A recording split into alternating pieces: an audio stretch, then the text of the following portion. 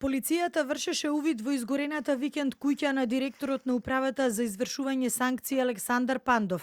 И тој денеска беше во пеплосаната викендица која изгоре до темел. Вели ова е обид за заплашување. Се сомнева дека пожарот му е подметнат од криминални банди кои се притиснати во затворите.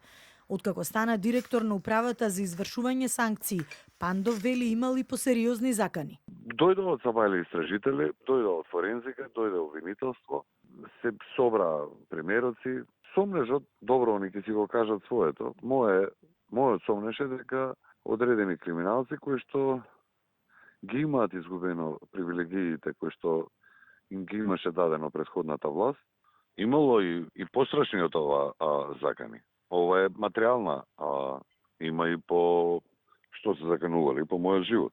Од МВР го потврдија инцидентот, преземаат мерки за негово расчистување. На 29 април 2025 во 18 часот и 45 минути во СВР Скопје, лицето со иницијали АП на 54 годишна возраст од Скопје пријавил дека била опожарена неговата викенд куќа во село Решани Скопско. Се превземаат мерки за расчистување на случајот.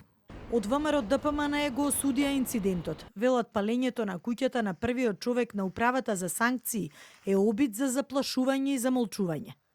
Овој чин е обид за заплашување и замолчување на Пандов, бидејќи изминатиот период јавно говореше за сите криминални действија што се случувале, а за кои тогашната власт и раководство се обиделе да ги зацкријат. Пандов е мета на напад, бидејќи застана во отворена борба против криминалот и корупцијата. Криминалците повеќе немаат заштита од страна на власта. И претходно беа подметнувани пожари на имот на затворски полицајци чувари, а изгори и автомобилот на директорот на најголемиот затвор во Идризово. За дел од палежите беа осомничени криминални групи и затвореници. Но ова е прв пат да биде запалена куќа и тоа на првиот човек на затворската управа.